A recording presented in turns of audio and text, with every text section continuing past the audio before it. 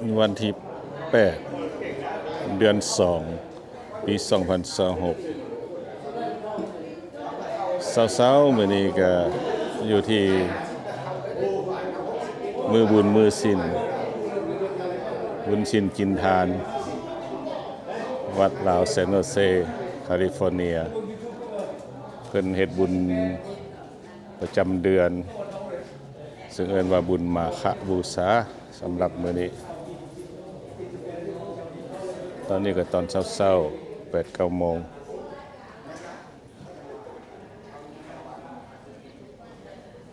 ทางภาควัดลาวเฮาก็เพิ่นกะเกียมสถานที่ตักบาตรประชาชนชาวบ้านชาวเมืองก็กำลังทยอยกันเข้ามาเพื่อทำบุญชินกินทานอยู่วัดลาวพุทธศินารามเฮานี่แหละ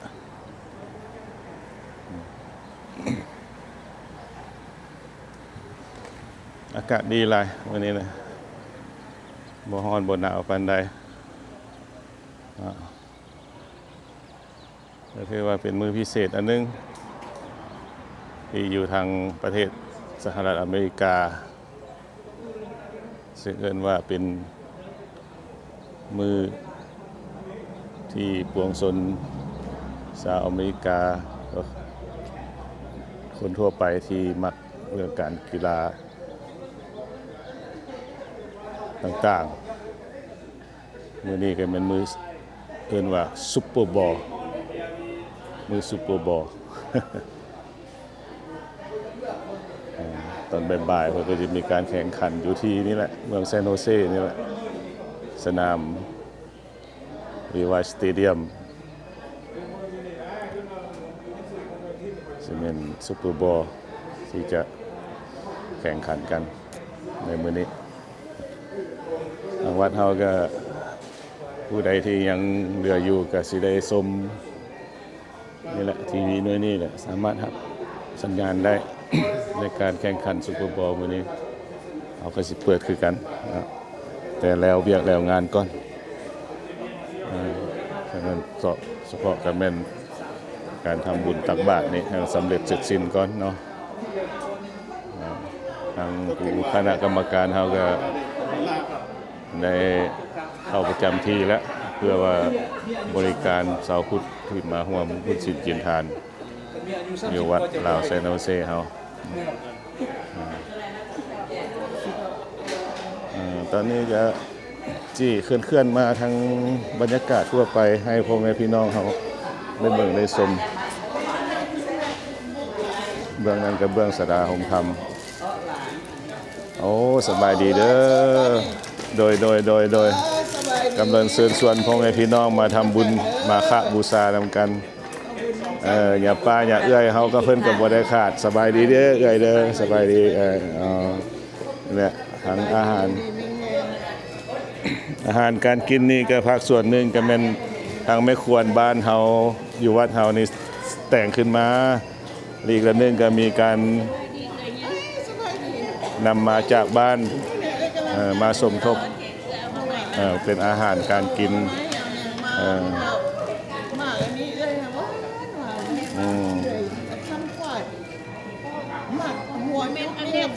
อ๋ออยู่หลังบ้านเจ้าในบ้านนี่นะเย็บคอเป็นวัดเป็นอย่างดีอันอยู่หลังบ้านนี่นะบ่อันนี้ก็หลังบ้านยันหมู่นี่เอามานอนดีละน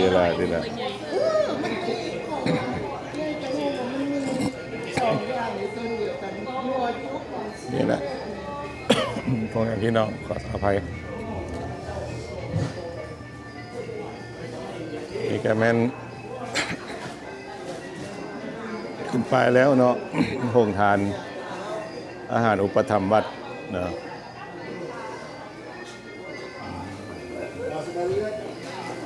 ก็หมายความว่าบ่นี้บ่อนรับประทานอาหารที่ทุกคนมาร่วมบุญชินกินทานก็ได้รับประทานอาหารเข้ากันแบบความรักแพงสามัคคีซึ่งกันและกันเรื่องไหน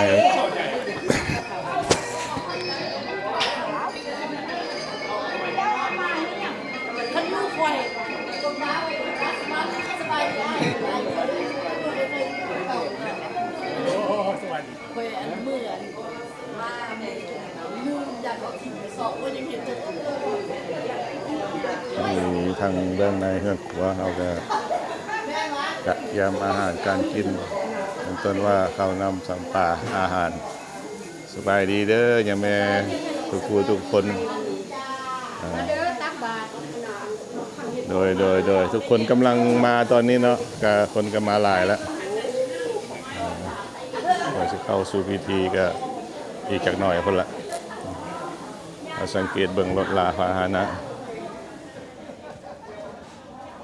ก็ถือว่าพักคิงเขาก็ค่อนข้างจะบ่พอแล้วคันว่ามีงานบุญตักบาตรบางอย่างก็ได้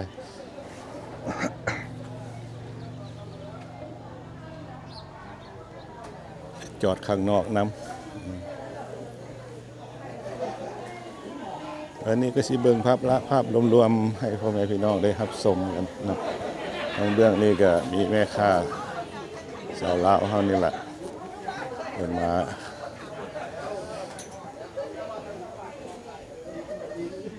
มีเสื้อผ้าแบบลาวๆนะสิ้นต้อนรับบรรดาพ่อแม่พี่น้องที่มาร่วมงานบุญมื้อนี้เพื่อจะได้สับใจใส่สอยกันแบบสุดลาวๆเฮาสบายดีเด้อโดยโอ้ยมีแต่เครื่องงาม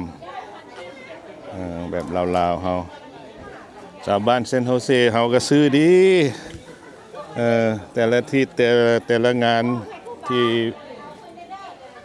มีพี่น้องเฮาเอามาเสื้อสุดลาวๆเฮาก็ได้ซื้อแล้วซื้ออีกราคาก็บ่แพงดอกพ่อแม่พี่น้องไว้ซับใส่ใจจ่อยกันได้กันแบบสบายๆเนาะแพงแล้วค่าฝาค่ายังเด็กน้อยเครื่องของนี่ก็มาจากบ้านเมืองลาวเฮาพุ่นละเนาะโดยแม่ค้าได้ส่งออนไลน์บ่หรือว่าส่งมีอย่างคนติดต่อต่างรัฐต่างยังเป็นโพสต์ออฟฟิศเท่านี้แหละสามารถเว้าได้บ่ว่าติดต่อทางนี้เด้อเบอร์นี้เด้อนี่เอาลองติดต่อเบอร์ขน่อย916 477 4668อยู่ซักราเมนโตเด้อโดยขน่อยซื้อไม่ค่ะเวียงสมัยโดยแม่ค้าเวียงสมัยเพิ่นมาอยากได้ยังกระโดดถามแล้วขน่อยถ่ายรูปให้เบิ่งก็ได้โดยเสือรูปสีในเบิ่งมักบ่แล้วก็กระส่งที่อยู่ให้ขน่อยแล้วก็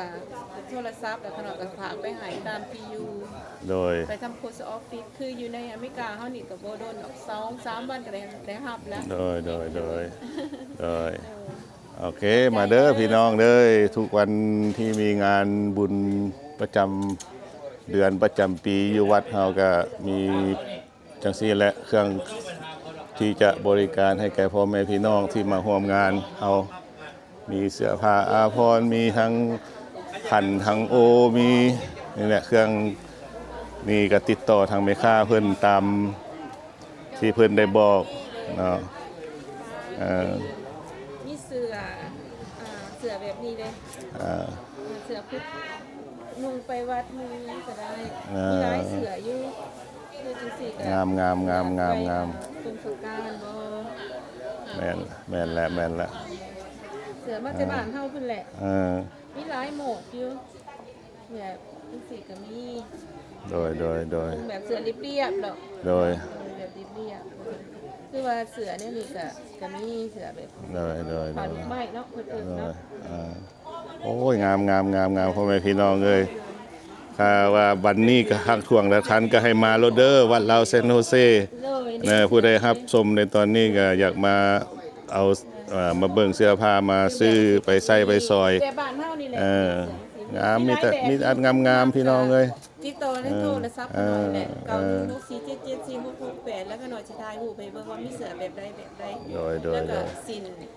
คือสินนั่นแหละคือสินขาวนี่ขนาดโดยหอยไว้หั่นสินขาวให้กระเป๋าถ่ายสินขาวเลยโอ้ยงามมีแต่งามพี่น้องเอ้ยแบบลุงบางคนลุงเฮ็ดแต่งงาน ก็ได้ โดย เอ่อไปบ้านก็ได้ อ่า หรือว่านุ่งบวชก็ได้ อ่า บวชหรือว่าทรงโผล่ผ่าก็ได้ ประเภทผ้าเบี่ยงผ้าเบี่ยงก็มีครบเนาะ เสื้อขาวห่ออยู่ เสื้อขาวนี่ เสื้อขาว เอาพ่อแม่พี่น้องเลยบรรยากาศวัดซาวเซโนเซของเขาก็มีอย่างสี่แหละมามื้อนี้ก็ได้เนาะคันบ่มามื้อนี้มีงานสุดหน้าก็ให้มาเออเออ มีเบิร์ดเลย เลยมีเมิดงานมาถึกอกถึกใจ คือ เอ คัน อ นี่กะงามดิคันนี่ มาเห็นตัวจริงแล้วแห้งสีถึกใจแล้วพี่น้องเอ้ยราคาก็เป็นกันเอง แบบบ้านเรานี่แหละอันนี้คันคือคันอันนี้กะคันกาบบัวคันกาบบัวโดยคันอันนี้กะนี่คันนี่เป็นเอิญสองกษัตริย์นี่ นี่ ขาวกับเงินกับท กับ อง เงินกับทองมีแต่เงินกับคำ แบบบ้านเฮา ว่า แหละ ซะ โดยโอ้นี่นะโดย โอ้ขันตักบาตรทำบุญ อันนี้ค่ะมันมีแบบคือโอเนี่ยนี่เนาะอันนี้เป็นอันทงไฮหินเนาะอันนี้ทงไฮหินอันนี้แม่นวัดผู้จำปาสัก จำปาสักโอ้คัก โดยอันนี้แม่น คัน อันนั้นอนุสาวรีย์เนาะอนุสาวรีย์เวียงจันทน์เนาะเพิ่นเอิ้นว่าประตูไส้เนาะ เย้ บ้านเฮาตะกี้เพิ่นเอิ้นอนุสาวรีย์อันนี้เป็นพระธาตุหลวงเฮาเนาะ เนี่ยมี โดย คร อั บ นนี้ เล เป็นต้ ย นตาลพระธาตุหลวง อันนี้แม่นอันนี้แม่นถาดปูนเนาะถาดดำบ่เพิ่นเฮ็ดนั่นน่ะ อันถาดดำเนาะอันนี้เนาะโดยถาดดำบ่อยู่เวียงจันทน์นะหรือว่าอันที่ว่าเพิ่นพ่อแม่เฮาโบราณเพิ่นว่าอันตะกี้แม่นอันอยู่รูปมันเป็น หูพญานาค โดยเป็นรูปพญานาคแบบวันนี้อันน่ะคือว่าในข่าวบ้านเฮาเพิ่นว่าเป็นเซิร์ฟกับไปสยามเนาะสยามแล้วเขาเจะตัวคนลาวเฮาว่ามันบ่เลี้ยงหั่นนะว่าสิขึ้นมาเฮ็ดให้บ้านเฮานะจังแท้เขาเจ้าให้อัดร่มทมหูนาคเนาะแล้วเขาเจ้าเพิ่นได้ก่อฐานนี่ถมไว้จังแท้แม่นพญานาคขึ้นมา ในเรื่องประวัติศาสตร์ก็น่าสนใจเนาะก็น่าสนใจเพิ่นเอามาลงอยู่ใน อันนี้มี ลวดลาย โดยอันนี้ประวัติศาสตร์ผาดตัวนี้เพราะว่าเพิ่นว่าถาบ้านถาเวียงจันทน์เป็นหยังมาให้ตีกองมะเขือมะแขงแล้วพวกพญานาคเพิ่นสิมาซอยเวียงจันทน์เฮานะ โดย แล้วหลังจากก่อถาดตัวนี้แล้วเพิ่นขึ้นมาซอยพวกเฮา โดย ตามผู้เฒ่าพ่อแม่ของเราเนาะขน่อยก็เป็นลูกหลานเนาะขน่อยก็แต่ว่าบ่ฮู้เด้อแต่ว่าอันเฮาเอาไปคิดเอาเนาะขน่อยก็ได้ยินตามผู้เฒ่า คันคนครัวเบิ่งเติมอีกเนาะเท่ารายละเอียดของมันเนาะเพิ่นเล่ากันมาเฮาก็ชื่อๆกันมา ร้านเนาะประเพณีแบบว่า นี่ก็มีร้านซอกร้านสร้างเนี่ยรูปสร้างรูปหยังเนาะโอ้ สร้างอันนี้ก็สร้างบ้านเฮาเพิ่นมักสร้างสลัดประเภทหลักสร้างเนาะสร้างบ้านเฮาเนาะ อ๋ออ้าวขอบขอบใจหลายๆเด้อแม่ค้าเอ้ยมา ก็อีหยังก็เพิ่นเอิ้นอันนี้ก็รูปพระเด้อ ผ้า อัน นี่ นี้ งามเลยโดยผ้าอันนี้งามนี่แล้วก็ข้างในนี่ก็มีอันนั้นเป็นอันนั้นนะขน่อยสิโซ่ให้เบิ่งเนาะ โดย โซ่ให้เบิ่งเด้อพ่อแม่เอ้ยน้องกัน อ๋อสาม มากก็เอาบ่มากก็อยาได้อเบิ่งน้ำกัน อ๋อเป็น เป็น หูเป็นอันหิ้วใส่คอค้ำพุ่นนี่ โดยหิวข้างใน หิ้ว นี่ อ๋อโอ้งามพ่อ ข แม่ นาด พี่ เอา น้อง มา เลย แบบว่าบ่ให้บุ่มอิหยังเลยแบบรักษามาดีจึงมาหอดผีเนาะบ่อีดีมันก็บุ่มเนาะ แย่ เลยมาหอดผีแล้วก็สำบายเนาะ อ่า แล้วก็อยากได้ก็โทรติดต่อเนาะ ถึงบ้านถึงเงินแล้วพ่อแม่พี่น้องไว้อยู่สหรัฐอเมริกาเมืองเซนต์โฮเซ เลย รัฐแคลิฟอร์เนีย เลย เมื่อ เลย เพิ่นมานี่ก็ไกลสมควรจากซักราเมนโต 2 ชั่วโมงไป 2 ชั่วโมงไป จะเลิกมามันเป็นหมอ เออ เป็นหมอ อากาศ ขี่รถมาแค่นี้แต่ว่าทางคุณสางดีนะ เนี่ย ทางเล่นหลายเลน โอเค มี โอเค รถคันใดมันผิดเนาะ แก แต่โอเค ถือว่าวัดเฮานี่ก็มีความนิยมชมชอบสมควรเป็นค่าชาวขายก็มาชาวพุทธชาวเนี่ยก็มาหลาย กลับมาเทื่อนึง เออมีโอกาสกันมาพ่อกันเด้อพ่อแม่พี่น้องเด้อจับจ่ายใช้สอยได้เฮานี่มวนเด้อลาวเฮาอยู่ไสก็มีแต่วัด เนี่ย แต่ละเมืองคือเมืองขนอยอยู่ซักคาเมนโตก็มี2วัดมีสต็อกตอนก็มี2วัดบ่ได้สโตมีวัดหนึงแล้วก็มีวัดไทยเนาะสต็อกตอนมีวัดไทยวัดเขมรแล้ววัดลาว2วัดแล้วเมื่อเสร็จมีวัดหนึงแล้วเฟสโนมี5วัด6วัด เนี่ย เซนตาลูซาก็มีวัดหนึ่งนะเซนโนเซก็มีวัดหนึ่งเซนิโกมีหลายวัด เนี่ยมีหลายวัด เซนฟรานซิสโกก็มีวัดไทยวัดลาวรวมกันนะความเขินก็มีวัดไทยวัดลาววัดร้ายอยู่ไม่กลางนี่ เอาพบกันพ่อแม่พี่น้องขอบใจหลายๆเด้อที่ให้ข้อมูลเด้อมื้อหน้าพอกันใหม่เนาะสบายดี ขอบใจได้ไหม ตอนนี้เขาก็อยู่บรรยากาศวัดลาวเซโนเซคือว่าเนาะพ่อแม่พี่น้อง ทางเบื้องลุ่มเฮาก็มี สบายดีสบายดีสบายดีลูกไป มีจุดขายเครื่องอีกจุดหนึ่งเนาะทางลุ่มนี่จะเรื่องอาหารการกินมีเสื้อผ้าคือกันทางแถวนี้ก็ได้เนาะสบายดีเนี่ยลุง สบายดีสบายดี บันเราซานโนเซเด้อโอ้เสื้อผ้างามๆพ่อแม่พี่น้องเลยเป็นสิ้นแบบลาวๆเฮาเนาะเป็นเสื้อผ้าแบบลาวๆเฮา โน่ละช่วยหน่อยนึงก็ได้ต้องหัวมันมาเอาใจเศร้าไว้ อันนี้ก็มีทั้งอาหารการกินหมดทุกอย่างทั้งละมีคือกันคือเก่าเนาะนับแต่แจ่วขึ้นไปนับทอดไปถึงปูปลานาน้ำสามารถซับสายใจใส่สอยได้เด้อพ่อแม่พี่น้องเลยบัดลาวเซนโนเซเฮาเนาะ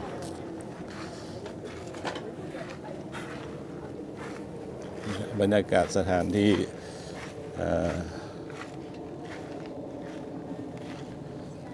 บนจอดรถ